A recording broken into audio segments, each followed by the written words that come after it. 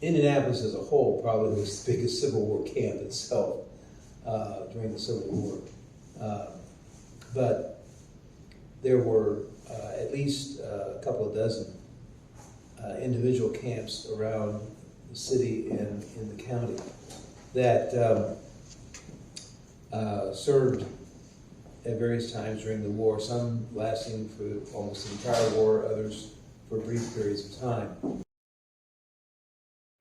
Within days of the fall of Fort Sumter and President Lincoln's call for volunteers to suppress the rebellion, Indiana Governor Oliver Morton pledged 10,000 troops for the defense of the nation and to uphold the authority of the government. He called upon patriotic men of Indiana to form companies and come to Indianapolis.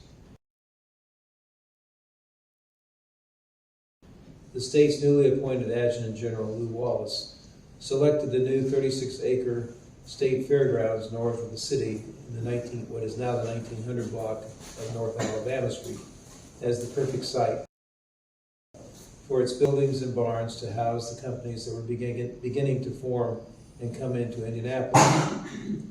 The grounds were named Camp Morton in honor of the governor.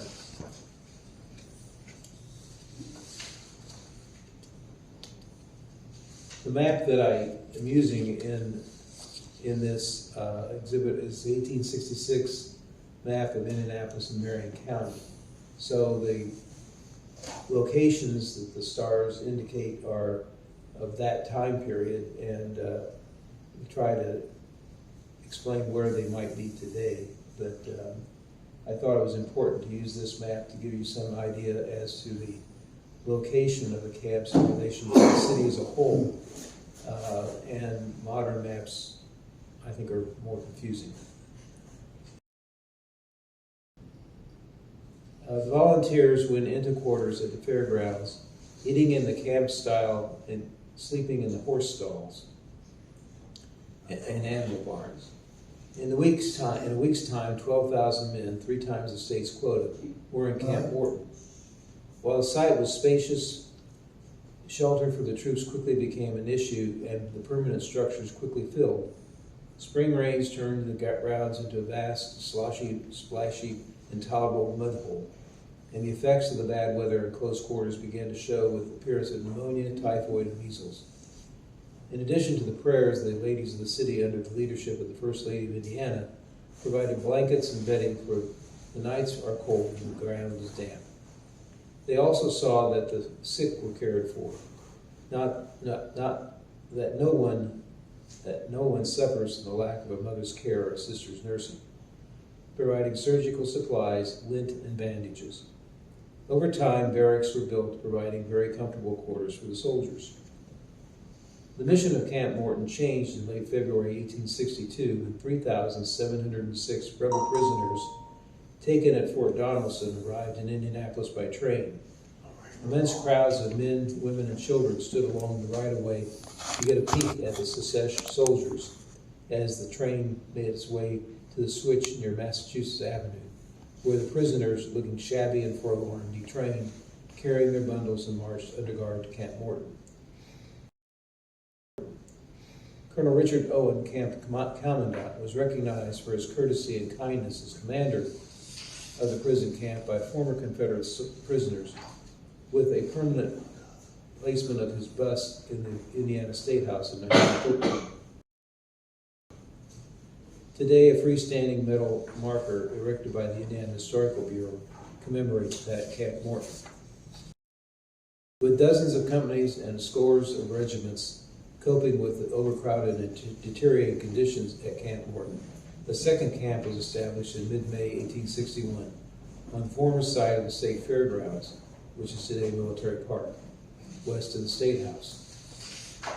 Initially known as Camp Morton II, a long line of barracks extending nearly the whole length of the ground from east to west on the north side of the camp quartered companies that eventually formed the 5 regiments called into service of the state by the governor for 3 months' service.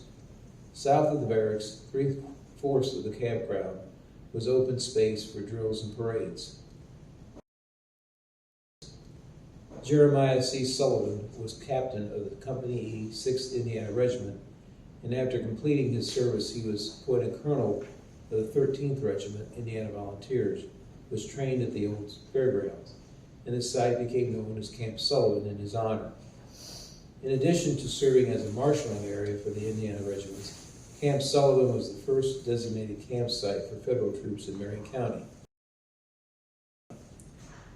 When Colonel Sullivan and the 13th Regiment deployed, the camp was renamed Camp Vigen in honor of Indiana State Quartermaster General John H. Vigen. However, over time, the name Camp Sullivan endured, and today a freestanding metal marker erected by the Indiana Society, Children of the American Revolution, commemorates this Civil War camp.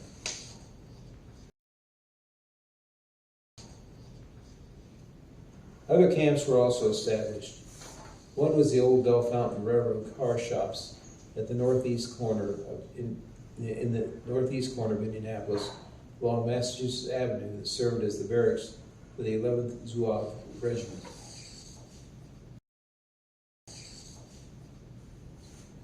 Basically where the Bottle Works is today.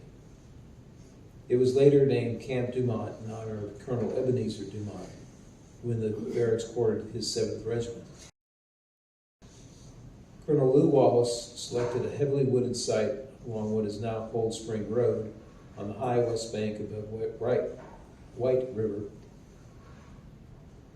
far from the temptations of the city, for the training camp of his regiment, the 11th Regiment, Indiana Zouaves, which had been mustered for 3 years' service on August 31st, 1861.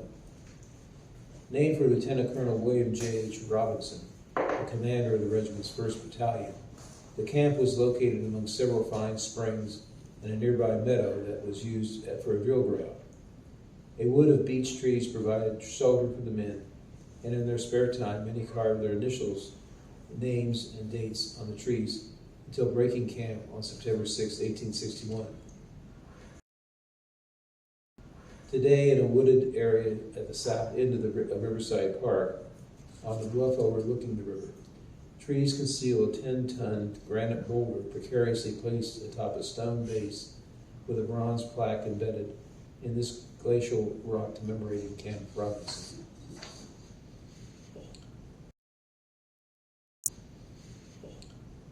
Although not officially designated a military camp, the city hospital, located in the northwest corner of Indianapolis at Indiana Avenue and Fall Creek, was given to state authorities for military purposes by the city council. It soon became full of ill soldiers, most of whom were suffering from measles. The doctors in charge, assisted by the Sisters of Providence and other kind-hearted and benevolent ladies, saw to the needs of these patients.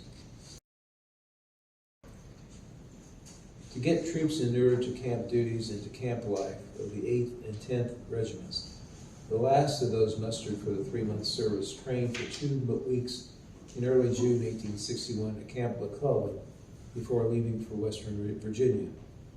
Named for Major General George B. McClellan, commander of the Department of Ohio. The camp was 5 miles east of the city on the Jacob Sandusky Farm, the future site of Irvington. The campsite was along the north side of the National Road and the south bank of Pleasant Run Creek. It occupied a beautiful open ground, but with few shade trees. The soldiers built arbors of brush beside their tents to provide relief from the sun.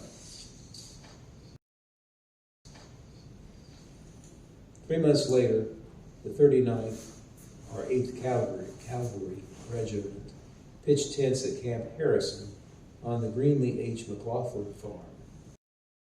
Located southeast of the city along Michigan Road and watered by Pleasant Run, the sharpshooters named their camp for the regiment's commander, Colonel Thomas J. Harrison. Today, the site lies in the developed area west of Sherman Drive and south of English Avenue. Appropriately, the Veterans of Foreign Wars, VW Post 299, 29, and 99, sits near Pleasant Run on a portion of the site of Camp Harrison.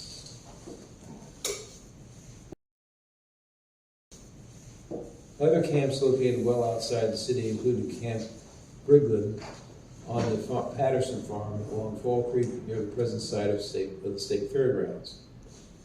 Home to the 2nd Cavalry Regiment in the fall of 1861, the site provided splendid parade grounds. It was named in honor of the regiment's commander, Colonel John A. Bridgewood. West of the canal and a quarter of a mile north of the Lafayette Railroad Depot, approximately what is today West 10th Street and Fayette Street, the German 32nd Regiment established Camp Willich, named for the regiment's commander, Colonel Odess Willich. North of this camp was Camp Murphy, named in honor of Indiana Inspector General Miles Murphy. It was the home to Captain Patrick Harlow's Company K, 1st Cavalry, 28th Regiment in June 1861. 3 light artillery companies, one each from Evansville, Connorsville, and Rising Sun, occupied the open ground northwest of Camp Sullivan and south of the city hospital. Each company established its own camp. Camp Kloss, named for Captain Martin Kloss of Evansville. Camp Freiberger, named for Captain William W. Freiberger of Connorsville. And Camp Rapp, named for Captain David C. Rapp of Rising Sun. The camps, quote, constituted a chief military attraction to the citizens and visitors. The big guns glistening in the sun look indeed like swift-winged messengers of death to rebels and traitors, unquote. Along the east bank of White River, west of Camp Sullivan, Military Park, soldiers of Company G, 14th Regiment, pitched their tents at Camp Kimball, named for the regiment's commander, Colonel Nathan Kimball. Nearby, Camp Bill Taylor, home to Company E, 10th Regiment, commanded by Captain William Taylor, was adjacent to Camp Morris, located north of the Terre Haute Railroad Depot. The 8th and 27th Regiments trained at this camp, named for the Indiana Quartermaster General Thomas A. Morris, in September 1861. South of Camp Morton, east of Delaware, what is now Delaware, on 16th Street, Burnside Barracks, also known as Camp Burnside, was constructed in October 1862. Named for Hoosier Major General Ambrose Burnside, the whitewashed barracks were the best arranged of any yet built in the city.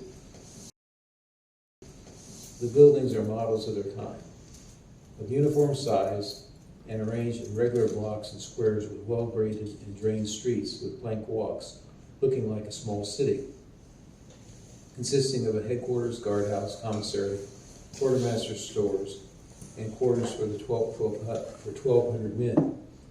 Initially a camp for instruction of officers of the Indiana Legion, the barracks was later home to the 63rd and 71st Regiments, Indiana Volunteers, and to the Veteran Reserve Corps, or of invalid soldiers who guarded the prisoners of Camp Morton.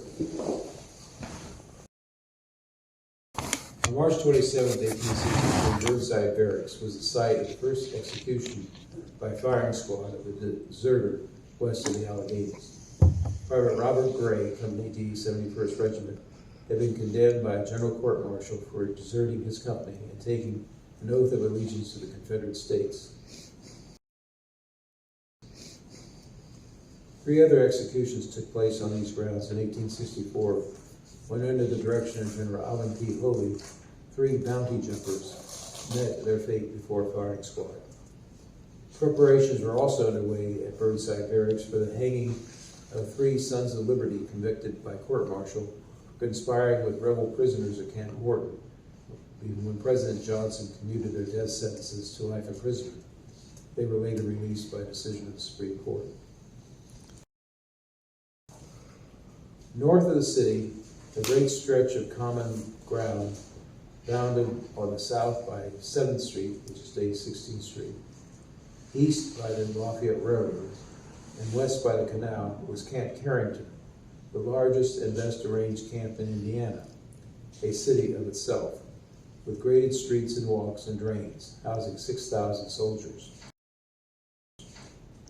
Named for U.S. Army Colonel Henry B. Carrington, General Superintendent of the Indiana Volunteer Recruiting Service, and Governor Morton's Chief Intelligence Officer overseeing espionage operations against secret organizations like the Knights of the Golden Circle. The camp was dry even in the hardest rain.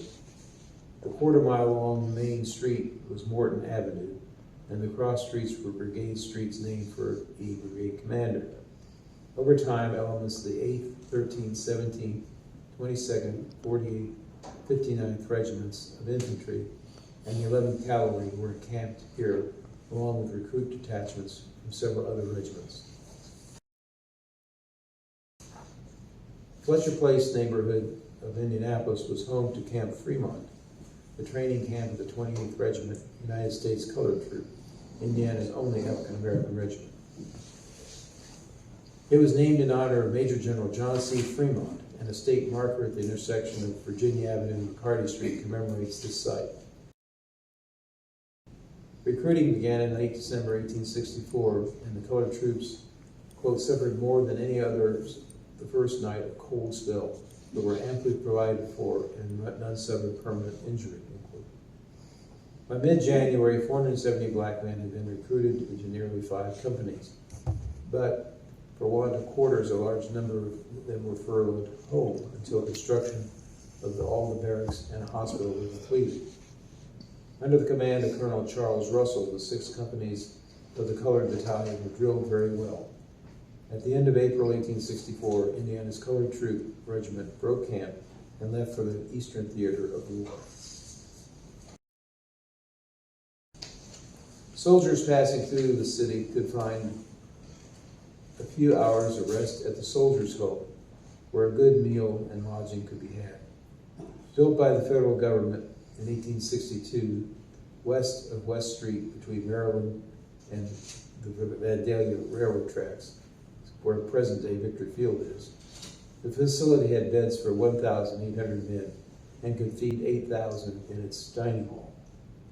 The Soldiers' Home provided comfort to the weary soldier on his way to the front and a warm welcome to the battle-worn veteran returning home.